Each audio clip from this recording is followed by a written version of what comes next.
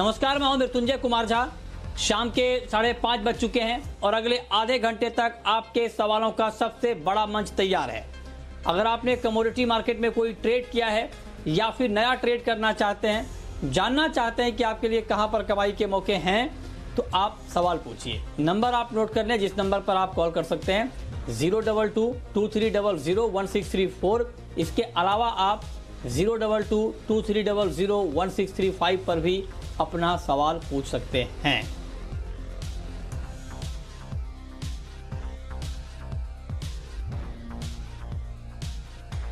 और आज सबसे पहले बात करेंगे हम गोल्ड की, क्योंकि गोल्ड की कीमतों में गिरावट बढ़ गई है। 500 रुपए तक गोल्ड के दाम गिर चुके हैं और एमसीएक्स पर सोने का भाव 47,100 रुपए तक आ चुका है। तो अब सवाल यह है कि क्या ये भाव गोल्ड में बाइंग का भाव है या अभी रुकना चाहिए, आगे दाम और कम होंगे, इसी पर हम बात करेंगे। और हमारे साथ बातचीत करने के लिए 4 खास मेहमान हैं। हमारे साथ हैं नितिन खंडेलवाल साहब, पूर्व चेयरमैन हैं जीजीएफ के। हमारे साथ फोन लाइन पर हैं Ashok Verma ji, all India jewellers and goldsmith federation के। और हमारे साथ भाविक पटेल हैं ट्रेड बुल्स के, और बीरेन वकील हैं पैराडाइम कमोडिटी के। आप सभी मेहमानों का बहुत बहुत स्वागत है कार्यक्रम में।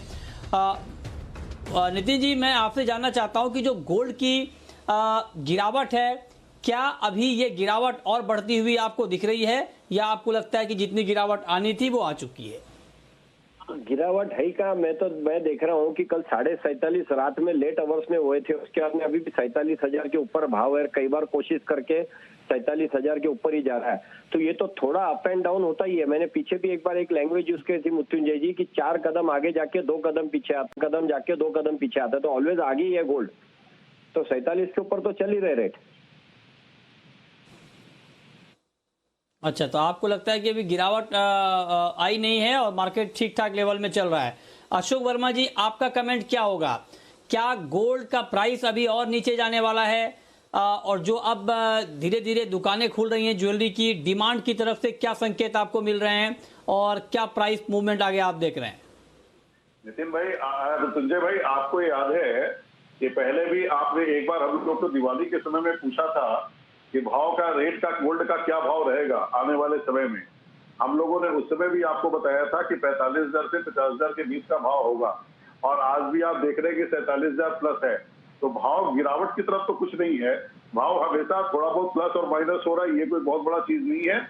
और इसमें ऐसे ही बना हुआ रहेगा निरंतर, कुछ नहीं। जैसा कि हमें नितिन भाई ने भी कहा कि 2 के 4 कदम आगे और 2 कदम पीछे, यही रेशियो रहेगा सर। हेलो। अच्छा, तो आप भी यही मानते हैं कि बहुत ज्यादा गिरावट आएगी नहीं गोल्ड में और थोड़ा ऊपर नीचे मार्केट होते रहेगा, ठीक है। लेकिन आपका सवाल नितिन जी, मैं आपसे जानना चाह रहा हूं कि फिजिकल डिमांड के मोर्चे पर क्या अभी चिंता बनी हुई है, बनी रहेगी, इसको लेकर आप क्या मानते हैं? देखिए, फिजिकल में डिमांड अच्छी है, और ये जो चल रहा है अल्टरनेट डे ओपन चल रहा है हमारे इधर महाराष्ट्र साइड में, और शाम में 5 बजे बंद हो जाता है। अभी भी मैं ऑफिस में बैठा हूँ, शटर पूरे डाउन है, तो सेल जब देखते हैं खुला रहता है शोरूम, तो डिमांड अच्छी है, खास करके येलो माल की। और जो मिड सेगमेंट के कस्टमर है, टिकट साइज छोटी है, लेकिन 15 जुलाई तक की जो शादियां हैं उसका ग्राहक आ रहा है। और अभी ये जो नया न्यूज आया है कि नवंबर के अंदर बहुत पीक रहेगा कोरोना का, तो उसको देखते हुए फ्रेश इंक्वायरी बहुत ज्यादा आ रही है। या तो लोग फ्यूचर का परचेस करना चाहते हैं, या फिर एक 15 दिन के अंदर 15 लोग 25 लोगों के बीच में शादी करना चाहते हैं। तो यहाँ पे अभी महाराष्ट्र में जहां तक मैं देख रहा हूँ डिमांड अच्छी है गोल्ड की, लेकिन उसमें येलो मेटल के जो ज्वेलरी उसकी ज्यादा डिमांड है, फैंसी की कम है अभी थोड़ी, और डिमांड अच्छी है। ठीक, ओके, तो आप कह रहे हैं कि डिमांड अभी ठीक ठाक है। अब वर्मा जी, मैं आपसे जानना चाहता हूं कि मानसून को लेकर अच्छा अनुमान जताया गया है, खास करके ग्रामीण इलाकों में, क्योंकि कहा यह जाता है कि जब मानसून बेहतर रहता है तो ग्रामीण इलाकों में गोल्ड की डिमांड थोड़ी ठीक रहती है। लेकिन इस बार के हालात अलग हैं, कोरोना का मामला है, तो ऐसे में ग्रामीण इलाकों से क्या संकेत मिल रहे हैं और क्या कुछ डिमांड में बढ़ोतरी की उम्मीद है?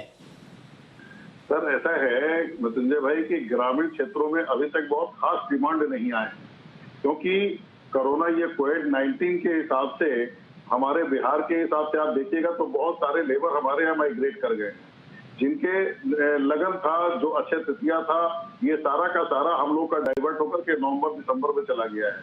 तो इस हिसाब से, और मनी मार्केट का आप देख ही रहे हैं कि कोविड-19 के समय में सबके पास बहुत अभाव था, लेकिन गोल्ड का हमारे यहाँ बहुत ज्यादा अभी डिमांड ऐसा कुछ बढ़ा नहीं है, जैसा कि नितिन भाई कह रहे हैं, हमारी तरफ में ऐसा कुछ नहीं हुआ। ठीक है, तो आप कह रहे हैं कि अभी डिमांड के मोर्चे पर चिंता बनी हुई है। बहुत शुक्रिया अशोक जी आपका और नितिन जी आपका हमारे साथ जुड़ने के लिए और गोल्ड के ऊपर अपना व्यू देने के लिए। लेकिन अब सवाल ये है कि आज की गिरावट पर गोल्ड में क्या किया जाए, और ये बताने के लिए हमारे साथ दो और एक्सपर्ट हैं। हमारे साथ भाविक पटेल हैं ट्रेड बुल्स के और बीरेन वकील हैं पैराडाइम के। आप दोनों का बहुत स्वागत है। बीरेन जी, क्या किया जाए, आज की गिरावट को आप किस तरह से देख रहे हैं और इस गिरावट में करना क्या चाहिए? बेसिकली मार्केट थोड़ा लिक्विडिटी रेजिस्टेंस डेवलप कर रहा है। जो लगातार स्टिमुलस आए पिछले दिनों में वो फिलहाल डिस्काउंट हो रहा है। तो मैं यहाँ से ये गिरावट को थोड़ा और एक्सटेंड होते हुए 46 300 500 के बीच देखता हूँ। तो 46 600 के आसपास मुझे बाइंग में दिलचस्पी रहेगी। स्टॉप लॉस 46 200 का रहेगा, टारगेट 47 400 का रहेगा। जो ओवरऑल रेंज है वो 47 7 की, ये 2000 के बीच की रेंज है, वो अभी भी बरकरार रहेगी। भाविक पटेल जी, मैं आपसे पूछना चाहता हूं कि आज के कारोबार के लिए, बिल्कुल आज शाम के ट्रेड के लिहाज से, अगले 6 घंटे के लिहाज से गोल्ड में क्या ट्रेड लिया जाए इस भाव पर? नमस्कार वकील जी। देखिए, जैसे बीरेन जी ने बताया, मुझे भी एक्चुअली गोल्ड अच्छा ही लग रहा है, पर I think overall idea buying gold का है कि बिट्स और पीसेस जो वैल्यू लोअर लेवल पे है वो ज्यादा अट्रैक्टिव है। अगर अभी की बात करें तो 47,100 है, तो मैं ज्यादा कंफर्टेबल रहूंगा। अगर आज के दिन 46,900 से 800 के बीच में अगर आता है तो मैं बाय कर सकता हूं। एक्सपेक्टेशन 46,500 के स्टॉप लॉस की और टारगेट रख सकते हैं 47,300 का। पर ओवरऑल मुझे भी लग रहा है कि अगर वैल्यू बाइंग करनी चाहिए तो 46,500 के करीब आनी चाहिए, क्योंकि आज के दिन लग रहा है कि थोड़ी बहुत और गिरावट एक्सटेंडेड हो सकती है। तो अगर 46,500 है तो that would be an ideal level कि जहां से आप बाय कर सकते हैं 47,000 के टारगेट के लिए, और स्टॉप लॉस रख सकते हैं 46,200 का। ठीक है, अब आप ये बताएं कि सिल्वर का मार्केट अभी कैसा रहने वाला है बीरेन जी, और क्या चांदी में अभी कोई ट्रेड लेना ठीक रहेगा? सिल्वर में जो बेस मेटल टॉप आउट हो रही है, यानी हल्की सी करेक्शन इसमें शुरू हुई है, तो ये देखते हुए सिल्वर में भी मुझे यहाँ से 2,000 रुपया जैसा डाउन साइड दिख रहा है, यानी 47,000 46,500 के आसपास। यहाँ मैं 48,400 के आसपास शॉर्ट साइड का कॉल लेना चाहूँगा। थोड़ा सा ये एग्रेसिव है, ये इंडो बॉर्डर चाइना टेंशन को देखते हुए ये थोड़ा हल्का सा इवेंट रिस्क है, बट वो लेते हुए भी मैं कंट्रोल्ड वे में, यानी कंट्रोल वॉल्यूम में शॉर्ट साइड जाना प्रेफर करूँगा। ठीक है, तो ये बात हो गई गोल्ड की और सिल्वर की। लेकिन भाविक, आप फटाफट आप ये भी बता दें कि आज शाम के लिए क्या ट्रेड लें चांदी में? देखिए, चांदी आई थिंक जब तक 48,500 के ऊपर नहीं जाता तब तक मुझे भी लॉन्ग पोजीशन नहीं लग रहा है, क्योंकि ओवरऑल थोड़ा चॉपीनेस है और आई थिंक थोड़ा कॉशियस भी रहना चाहिए, क्योंकि जैसे बेस मेटल्स में टॉप आउट है, ऐसे चांदी में भी हम ऊपर के सस्टेनेबल नहीं लेते हैं लेवल। तो आई थिंक 48,500 के ऊपर जाता है तो ही एक बार बाय कीजिए 48,900 के टारगेट के लिए। अगर 48,500 के नीचे नहीं, ऊपर नहीं जाता तो तब तक शॉर्ट में रहिए 48,500 के स्टॉप लॉस से। ठीक है, तो ये बात हो गई कि कहाँ पर आपको ट्रेड लेना है और किस तरह का ट्रेड करना है। ये बात हो गई गोल्ड की और सिल्वर की। अब शुरू करते हैं सवाल जवाब, और पहला सवाल है अशोक का। पूछिए अशोक जी। सर जी, क्रूड में क्या अब ट्रेड बंदी है? मेरा 5 लॉट बाई किया हुआ है 2840 में। 2840 पे 2840 में किया हुआ है, 2640। ठीक है, ठीक है। अच्छा, 2640 पर आपने ट्रेड किया है, बाइंग की है आपने, और अभी मार्केट है 2883 पर, तो अच्छा ट्रेड है आपका। क्या किया जाए, प्रॉफिट बुक कर लिया जाए अभी भाविक? हाँ, देखिए, उनकी बाय की पोजीशन है तो डेफिनेटली मुझे लग रहा है कि प्रॉफिट बुक करनी चाहिए, क्योंकि आई थिंक 3,000 के ऊपर अगर जाता है तो वापस से फ्रेश मोमेंटम देखने को मिलेगा। पर आई थिंक अगर उनकी शॉर्ट पोजीशन है तो उन्होंने 3020 का स्टॉप लॉस मेंटेन करना चाहिए, क्योंकि ओवरऑल अभी भी ट्रेंड अगर देखे डेली में या शॉर्ट टर्म में तो कोई भी रिवर्सल साइन नहीं आ रही है। अगर कोई भी डिप आता है तो वहां से बाइंग ही आ रही है, तो आई थिंक अभी भी लॉन्ग पोजीशन ही रखना चाहिए। तो अगर शॉर्ट पोजीशन है तो 30,020 के स्टॉप लॉस से होल्ड कीजिए। अगर 30,020 के ऊपर जाता है तो निकल जाइए और नीचे 2900 के करीब अपनी पोजीशन 2800 के पोजीशन अपनी निकाल लीजिए। और अगर लॉन्ग में है तो यहीं से प्रॉफिट बुक कर लीजिए, और 3000 के ऊपर अगर जाता है तो वापस फ्रेश ले सकते हैं पोजीशन। ठीक है, तो ये राय है आपकी इनके लिए, इस पर आप नज़र रखिए। आगे बढ़ते हैं, बात करते हैं बेस मेटल की। मेटल का मार्केट अभी बीरेन जी आपको कैसा लग रहा है, और ताज़ा हालात को देखते हुए मेटल में कोई ट्रेड लेना अभी सेफ है या नहीं? इसमें एकदम सेफ ट्रेड और पोजिशनल साइड का ट्रेड मुझे एल्यूमिनियम लग रहा है। करंट लेवल से ये शॉर्ट करना चाहिए। 136 30 40 का प्राइस है और ये 132 133 तक आ सकता है। लॉन्ग टर्म शायद 128 तक भी आ सकता है। और दूसरा जो मोमेंटम या स्विंग ट्रेड बोले तो 444 444 के आसपास ऊपर शॉर्ट जा सकते हैं। 449 का स्टॉप लॉस होना चाहिए। 433 का टारगेट रख सकते हैं। यहाँ पे मेरा लॉन्ग टर्म नज़रिया यानी एक आध महीने का 3-4 वीक का नज़रिया 405 407 तक का है।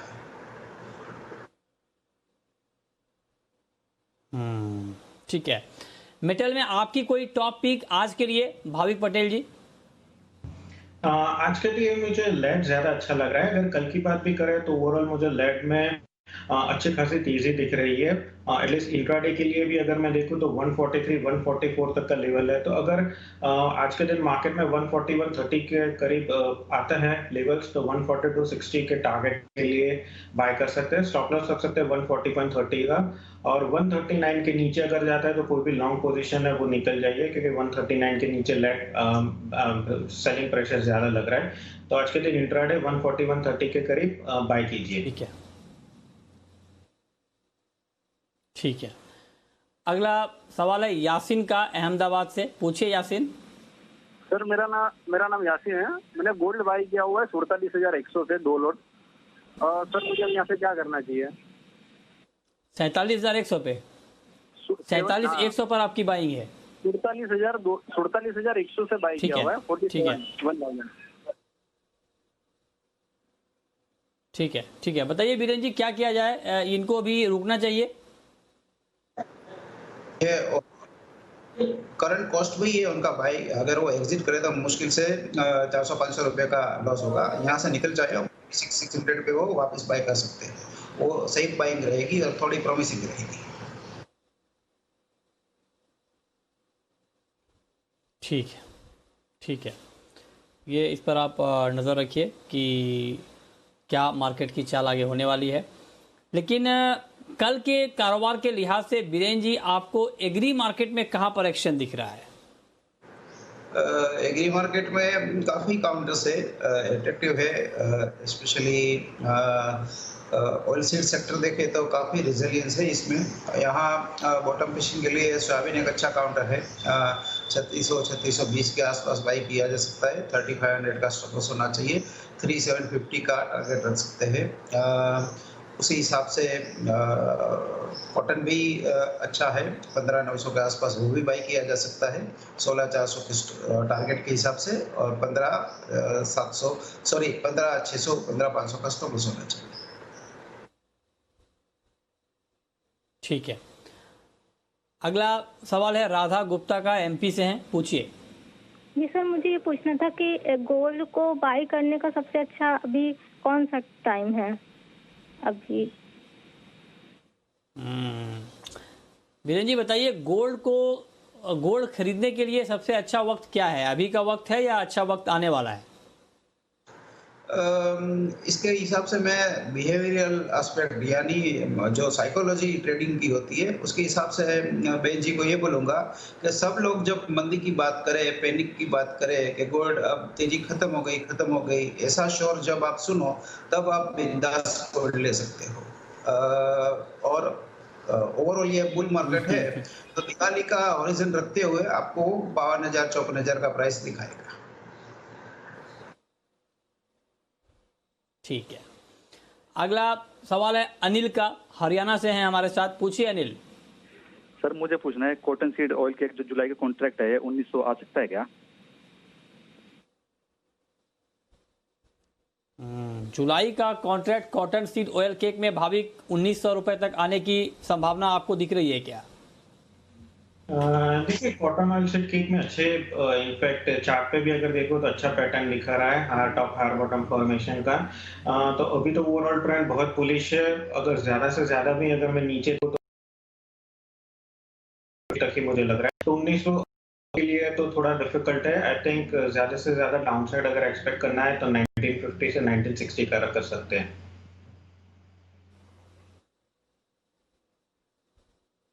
ठीक है, अगला सवाल है बाबूलाल का, जोधपुर से। पूछिए बाबूलाल जी। नमस्कार साहब, मैं किसान हूँ। चने का भाव 5,000 कब तक होगा, या होगा कि नहीं होगा साहब, बढ़ेगा कि नहीं बढ़ेगा भाव? आप किसान हैं, आप जानना चाहते हैं चने का भाव कब तक 5,000 रुपए तक होगा। आप कहां से बोल रहे हैं इस वक्त?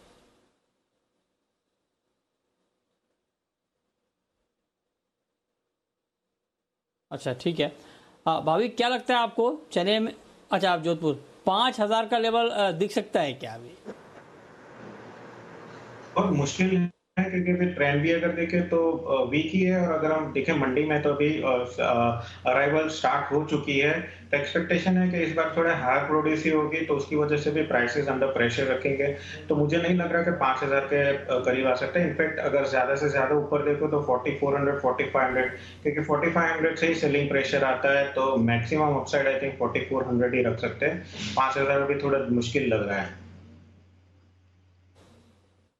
तो आप कह रहे हैं कि 4400 तक का भाव आपको दिख सकता है, लेकिन 5,000 का लेवल अभी थोड़ा दूर लग रहा है। कैलाश चंद्र मोदी हैं, अगला सवाल कैलाश चंद्र मोदी का है, सदलपुर से हैं। पूछिए Kailash ji. Sir good evening sir. Good evening sir. Good evening, पूछिए सर। कॉपर में आपका रिसर्च कल तो बता रहे थे 52 रुपए का टारगेट, परसों बता रहे थे 32 रुपए का टारगेट। कोई दिशा तो मिलनी चाहिए, हमें तो पता नहीं चला क्या इस हिसाब से। आपने ट्रेड क्या किया ये बताइए।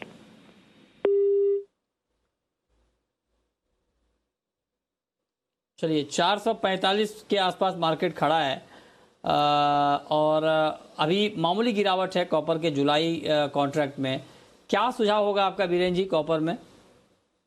कॉपर में जो लास्ट शो हमने किया था फ्राइडे का, इसमें मैंने काफ़ी एग्रेसिव कॉल दिया था। मीन्स 445 में सेल और 430 का टारगेट, यानी काफ़ी लंबा टारगेट था। वो अभी भी मैं बरकरार करता हूँ। और ये फंडामेंटली बेहद कमज़ोर काउंटर है, यानी कोई भी लो रिस्क ट्रेडर है वो शॉर्ट साइड जाएगा।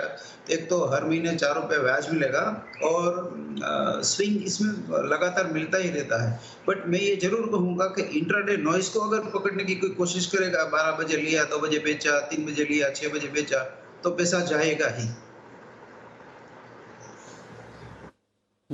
ये बात बिल्कुल ठीक है, थोड़ा पेशेंस तो मार्केट में होना चाहिए। हाँ ठीक है, अगला सवाल दीपक का है, ग्वालियर से हैं हमारे साथ। पूछिए दीपक जी। हाँ जी सर जी, नमस्कार। मेरा सवाल बीरन जी से है सर। ये नेचुरल गैस से मेरी नेचुरल गैस बाय है 133 रुपये पे सर, क्या करना है, आने का आउटलुक कैसा है? नेचुरल गैस में आपने बाइंग की है 133 के आसपास। बीरेन जी क्या करना चाहिए, अभी रुकना चाहिए इनको? इनको सिर्फ इंट्राडे काम करना चाहिए। 119 का स्टॉप लॉस स्ट्रिक्टली फॉलो करना चाहिए। मार्केट काफ़ी अट्रैक्टिव लग रहा है वैल्यू के हिसाब से, बट इसमें भी वो नेगेटिव वैल्यू वाला जो मॉडिफिकेशन हो गया है, तो मुझे डर है कि कोई ना कोई दिन इसमें शायद नेगेटिव क्रूड में जो हुआ था वो इसमें भी शायद हो सकता है। तो ऑलवेज स्टॉप लॉस और सिर्फ इंट्राडे ही काम करें, ओवरनाइट पोजीशन इसमें खड़ी ना रखें।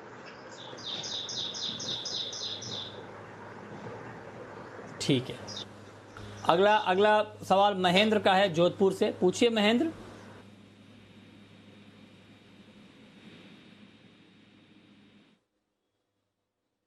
महेंद्र जी आप सुन पा रहे हैं? लगता है उन तक आवाज नहीं पहुंच पा रही है, लेकिन ग्वार के ऊपर उनका सवाल था। ग्वार में अभी क्या लगता है भाविक, ग्वार सीड में खास करके?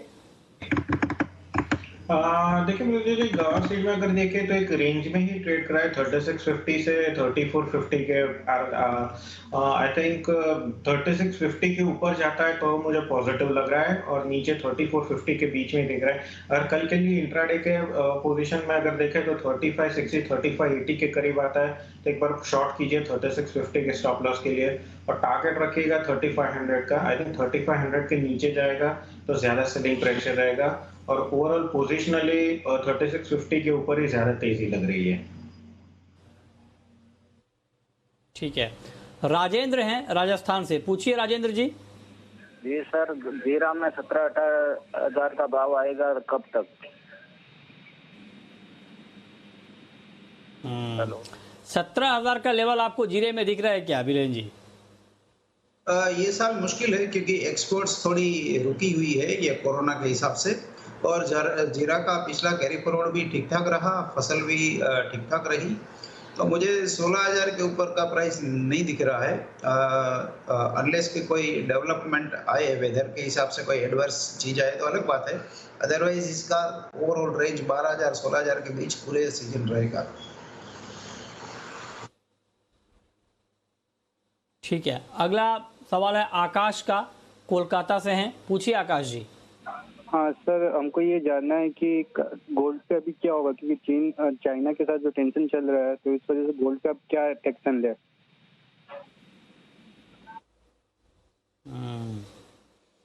मीडियम टू या मीडियम टर्म की ही बात कर लेते हैं बीरेन जी। मीडियम टर्म में गोल्ड का प्राइस क्या देख रहे हैं आप? ओवरऑल चाइना का टेंशन तो मुझे नहीं लग रहा है कोई इतना, बट क्वांटिटेटिव ईजिंग जो फेड की पॉलिसी है उसके हिसाब से उसको सपोर्ट मिलेगा। अब आने वाले दिनों में फेड एनजीओ को भी बॉन्ड सपोर्ट देने वाली है, तो वो, और दूसरा 1 ट्रिलियन का स्टिमुलस भी आने वाला है, तो गोइंग फॉरवर्ड वो देखते हुए 48, 49, 50 में भी 1-2 महीने का टारगेट हम 48, 49 रख सकते हैं। ठीक है, सुल्तान है हमारे साथ, सुल्तान जुड़ रहे हैं गुजरात से, पूछिए सुल्तान। जी से सवाल है, कपास कली 3,000 करोड़ बोलो उनको करने के लिए, उनका ध्यान बहुत अच्छा रहता है। वीरेन जी, अच्छा वीरेन जी आपको 3,000 करने के लिए बोल रहे कपास खली, कर देंगे? मेरे हाथ में तो कुछ है नहीं, मैं तो सिर्फ ऑब्जर्वर हूँ, यानी समंदर के मझधार में नहीं हूँ, किनारे बैठा हूँ, बैठे बैठे देखता हूँ। जहाँ तक प्राइस का सवाल है तो 2400-2500 के ऊपर प्राइस नहीं लग रहा है, क्योंकि जो साइड की आइटम है केटल फीड की, मक्का या राइस ब्रांड हस्क, वो बेहद कमजोर है, चना छिलका भी काफी कमजोर है, तो ये 2000-2500 के बीच रहेगा। पर अच्छी केक जो है फिजिकल में वो शायद 2800-3000 अच्छी केक हो जाएगी। जो एनसीडीएक्स शायद 3000 नहीं क्रॉस कर पाएगा। ओके, ठीक है, और अब वक्त है रैपिड फायर राउंड का।